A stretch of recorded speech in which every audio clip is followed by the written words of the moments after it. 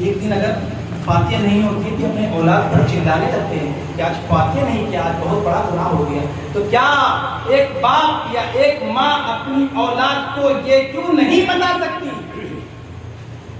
کہ آج نماز چھوڑا تو آج بھی تو بہت بڑا گناہ ہے؟ اس کا حق اور فرض بنتا ہے کہ اپنی اولاد کو ان چیزوں سے آراستہ کرے. کن کا فرض بنتا ہے؟ کوئی باہر سے آ کر بولے گا؟ نہیں. سب سے پہلی درسگاہ ماں کی گود ہے، سب سے پہلا کلاس گھر ہے، اس گھر سے سیکھے گا. سب سے پہلا ماسٹر اس کا باپ ہے، وہ باپ سکھائے گا تب وہ بچہ جائے گا. آج جب فاتحہ کی اتنی اہمیت ہے تو آپ اپنے بچوں کو نماز کی اہمیت کیوں نہیں سکھا پا رہے ہیں؟ کمی آپ میں ہے، آپ کے بچوں میں نہیں ہے. اس لیے ہر چیز سے اپنے بچوں کو آراستہ کرے. ایسا نہیں کہ ایک چیز کو آپ کہہ رہے ہیں کہ یہ کام حسینی ہے، دوسرے چیز کو چھوڑ دے رہے ہیں جیسے اس کا کوئی مطلب ہی نہیں ہے، اس کی کوئی اہمیت ہی نہیں ہے. تو حسینی بنیے، مکمل طریقے سے حسینی بنیے، نام کے حسینی مت بنیے. حضور کا کلمہ پڑھنے والے کربلا کے میدان میں بھی تھے، حضور کو ماننے والے کربلا کے میدان میں بھی تھے، لیکن حضور کے کلمے پر عمل کرنے والی صرف ذات ایک ہی تھی، مولا حسین. مولا حسین کا کنبہ اور وہ 72 نفوس سے قدسیہ. تو آپ خود ڈیسائیڈ کریں کہ آپ صرف حضور کو ماننے والے ہیں یا دوسرے پہلو پر حضور کے کلمے پر عمل کرنے والے ہیں. آپ نماز کو چھوڑ کر لہو لعب میں پڑھنے والے ہیں یا نماز کے لیے اپنے گردنوں کو کٹانے والے ہیں؟ آپ ڈیسائیڈ کیجیے.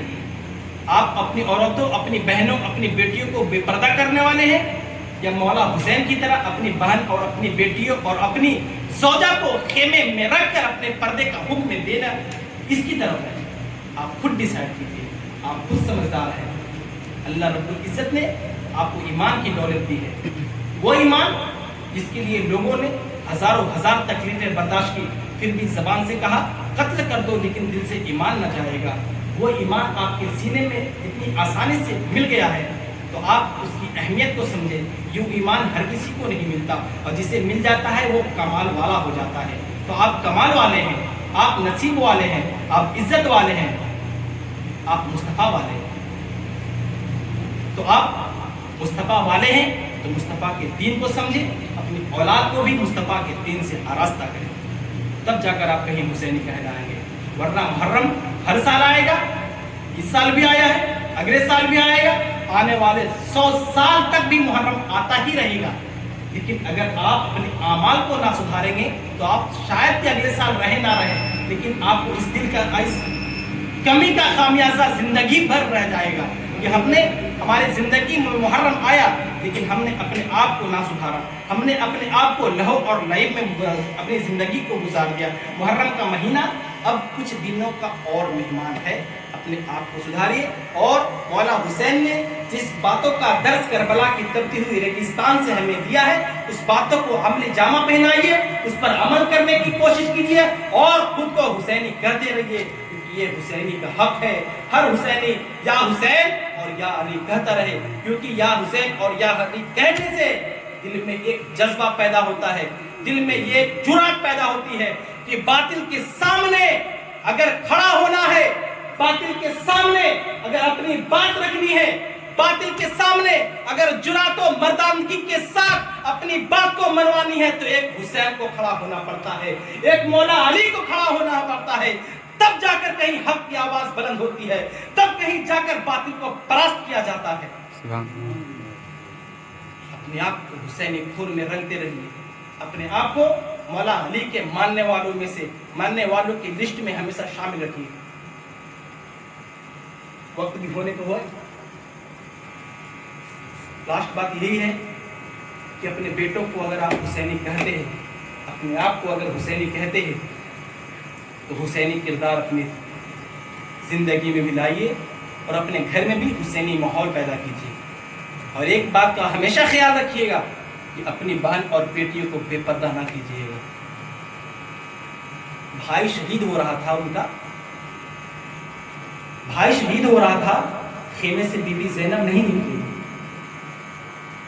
بیٹا شہید ہو رہا تھا، مولا حسین کی زوجہ نہ نکلی، کیا ان کا دل تڑپ نہیں رہا تھا کہ میرا بیٹا کربلا کی تپتی ہوئی ریگستان میں تڑپ رہا ہے، میرا شوہر لاشیں لا لا کر نڈھال ہو گیا ہے، تو میں خود جا کر اپنے بیٹے کو تڑپتی ہوئی لاشوں کو دیکھ کر اٹھا کر لے آؤں؟ نہیں، ان کا دل ہی نہیں چاہا۔ کیوں نہیں چاہا؟ کیونکہ انہوں نے نانا کی درس سن رکھی تھی، انہوں نے نانا کے اسباق سن رکھے تھے، انہوں نے نانا کا دین سمجھ رکھا تھا کہ کچھ بھی ہو جائے نانا کے دین پر آنچ نہیں آنا چاہیے، کسی بھی عورت کسی بھی بیٹی کے پردے پر سوال نہیں اٹھنا چاہیے، اس لیے اپنے بیٹے کو طرف چھوڑ دیا۔ کس لیے؟ دین مصطفیٰ کے لیے، دین مصطفیٰ کے لیے۔ ورنہ ایک ماں کا دل آپ بھی جانتے ہیں، ہم بھی جانتے ہیں، ایک بچی کو چھوٹی سی کھروچ لگتی ہے تو ماں کا دل، ماں کا کلیجہ دہل جاتا ہے۔ تو جس ماں کا بیٹا، جس بہن کا بھانجا، جس ماما کا بھانجا تڑپ رہا ہو اور وہ ماں اور وہ بیٹی اپنے خیمے سے نہ نکلے، ایسا کبھی نہیں ہوتا۔ لیکن کربلا سے ہمیں یہ بھی درس ملا ہے کہ اپنی بہن اور بیٹیوں کے پردوں کو سلامت رکھو۔ یہ گھر والوں کا حق ہے، یہ ایک شوہر کا حق ہے، یہ ایک بھائی کا حق ہے کہ وہ اپنے بہن کو یہ درس دے، یہ ایک باپ کا حق ہے کہ وہ اپنے بیٹی کو سمجھائے کہ بیٹی، کربلا کی تپتی ہوئی ریگستان میں کسی کا بیٹا شہید ہو رہا تھا، بی بی زینب نکل کر اپنے بیٹے کو بھی لانے نہیں جاتی، اس لیے اپنے گھر والوں کو پردے کا بھی حکم دیجیے۔ محرم نام ہے ایک مقدس مہینے کا، اس مقدس مہینے کی حرمت کو پامال نہ ہونے دیجیے۔ اس محرم مقدس مہینے میں اپنی بہن اور بیٹی کو بے پردہ نہ کیجیے۔ کم سے کم اتنی چیزیں تو آپ کر سکتے ہیں۔ اتنے کہنے کے بعد بھی آپ دیکھیے گا 10ویں محرم کو کتنی ساری عورتیں بے پردہ کھڑی رہتی ہیں۔ وہ اللہ کہتا ہوں آنکھ خون کے آنسو ہوتا ہے کہ آج امت مسلمہ کا کیا حال ہو گیا ہے، آج امت مسلمہ کے نوجوانوں کو کیا ہو گیا ہے کہ اپنی بہن اور بیٹی کو اس طرح بے پردہ کر کے بھیج دیتے ہیں۔ کیا انہیں شرم نہیں آتی؟ کیا انہیں نانا کا دین یاد نہیں آتا؟ کیا انہیں مولا حسین کی قربانی یاد نہیں آتی؟ کیسے وہ بی بی زینب کی قربانیوں کو بھول جاتے ہیں؟ کیسے وہ ننھے اصغر کی پیاس کی تڑپ کو بھول جاتے ہیں؟ کیسے وہ مولا عباس کے بازو کو بھول جاتے ہیں؟ مولا عباس دریا کے پاس پہنچ کر چلو منہ میں ہاتھ سے پانی لے کر منہ میں پانی رکھتے ہیں اور کلا کر دیتے ہیں۔ کس لیے؟ اس لیے کہ کہیں ننھا اصغر یہ نہ سوچ لے کہ میں پیاسا ہوں اور میرے چچا پانی پی رہے ہیں۔ اس قربانی کو بھی ہمارے امت مسلمہ یاد نہیں کر رہی ہے۔ اپنی بہن بیٹیوں کو تعزیہ کے لیے بھیج دے رہی ہے کہ جاؤ دیکھو۔